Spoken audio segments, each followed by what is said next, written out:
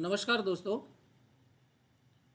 एक बार फिर आज आप सभी दोस्तों के सामने एक बहुत अच्छा वीडियो जो कि केमिस्ट्री का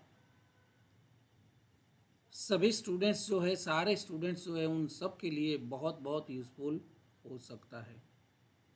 दोस्तों, ये वीडियो जो है वो केमिस्ट्री में कहीं ना कहीं आने वाले जो सॉल्यूशंस का चैप्टर है, यानी कि लेबोरेटरी के अंदर जितने भी सॉल्यूशंस यूज़ होते हैं और उसमें से कई कॉन्सेप्ट्स थ्योरी के रूप में आप पेपर में पढ़ते हो, क्वेश्चन पेपर में, तब एग्जाम्पल के रूप में कहीं ना कहीं पूछा जाता है। तो दोस्तों, सॉल्यूशन यानी कि द्रावण, तो द्रावण यानी कि सॉल्यूशंस जो है वो सॉल्यूशन के कॉन्सेंट्रेशन डिफरेंट टाइप के होते हैं, उसको लेके आज बहुत अच्छा एक एग्जाम्पल मैंने सेट किया है। तो दोस्तों, ये एग्जाम्पल के बारे में, केमिस्ट्री के एग्जाम्पल्स के बारे में ये पहला वीडियो आपके सामने रखता हूँ। तो this is the part 1, examples of concentration of the solution, यानी कि દ્રાવણની સાંદ્રતા ઉપર આધારિત દાખલાઓ। ગુજરાતીમાં આપણે બોલીએ તો દ્રાવણની સાંદ્રતા ઉપર આધારિત દાખલાઓ, examples of concentration of solutions part 1। तो दोस्तों, ज़्यादा समय नहीं लेते हुए शुरू करता हूँ ये एग्जाम्पल। तो दोस्तों, जो आज का एग्जाम्पल बहुत बढ़िया एग्जाम्पल मैंने लिया है, जो कि एग्जामिनेशन में कहीं ना कहीं ट्विस्ट करके या फिर इसी तरह से पूछा जा सकता है। So this is the example 1। If the pH of a solution of an alkali metal hydroxide is 13.6, यानी कि आपको एक सॉल्यूशन दिया गया है अल्कली मेटल हाइड्रोक्साइड। तो अल्कली मेटल्स में यानी कि हाइड्रोजन के अलावा lithium, sodium, potassium, caesium and rubidium, तो ये सारी जो अल्कली मेटल है उनका हाइड्रोक्साइड यानी कि OH माइनस के साथ जो सॉल्यूशन बनता है, अगर मैं बात करूं सोडियम हाइड्रोक्साइड तो उसको बोला जाएगा NaOH। दूसरा है KOH, LiOH, इसी तरह से सभी अल्कली हाइड्रोक्साइड, उसमें से किसी एक का जो pH हमें मिला है वो 13.6 दिया गया है। So the concentration of hydroxide, यही हाइड्रोक्साइड की pH 13.6 है, तो उसका कंसंट्रेशन कितना होगा। तो दोस्तों, फर्स्ट पॉइंट इज, मैं आपको कहना चाहूँगा the relationship between pH and POH is given by the equation. pH and POH के बीच में कौन सा रिलेशनशिप है? तो दोस्तों, that is pH plus POH is equal to 14। ये pH और POH के बीच का रिलेशन है, यानी कि pH plus POH is equal to 13। So given that the pH is 13.6, तो we can find out the POH। तो ये इक्वेशन के जरिए हमें pH दी गई है 13.6, तो POH कैन बी कैलकुलेटेड। तो pH plus POH is equal to 14, हमें चाहिए POH is equal to 14 minus pH, और pH हमें इसी रकम में दी गई है 13.6, तो हमें मिलेगी POH इज इक्वल टू 0.4। तो इस तरह से POH हमें मिल गई।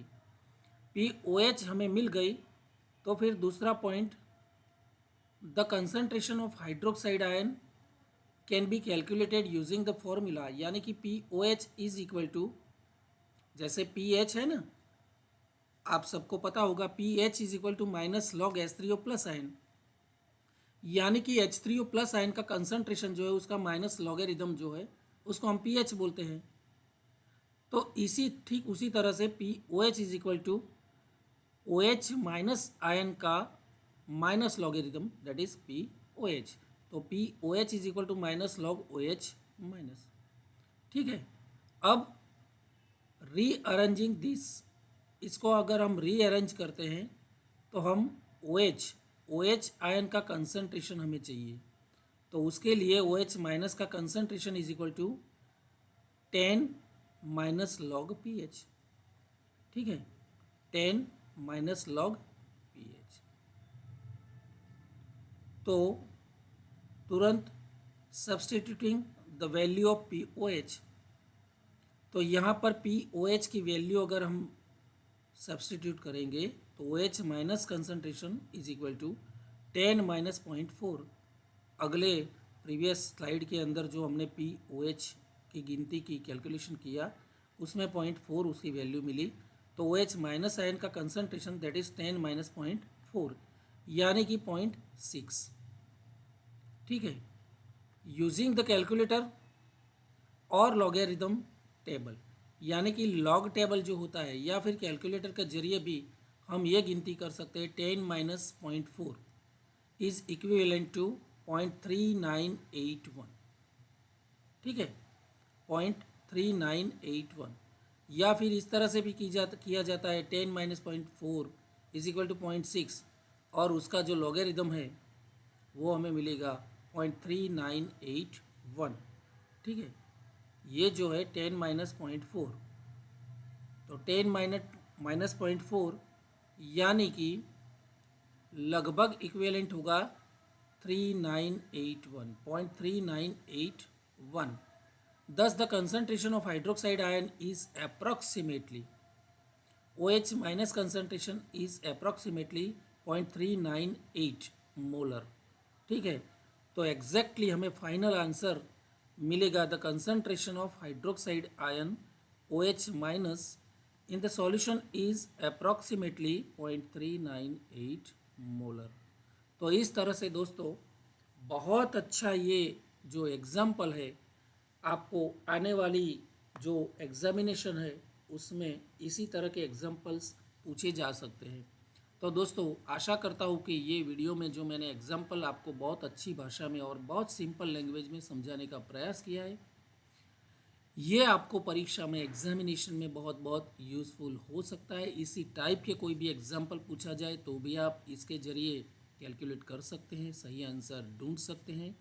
दोस्तों ये वीडियो अच्छा लगा हो तो मुझे कमेंट बॉक्स में ज़रूर लिखिए, ताकि मैं और सारे एग्जाम्पल, बहुत सारे एग्जाम्पल्स इसी प्लेलिस्ट के अंदर, जो एग्जाम्पल वाली मैंने नई प्लेलिस्ट आज शुरू करने जा रहा हूँ, उसके ज़रिए मैं आप सभी तक पहुँचा सकूँ।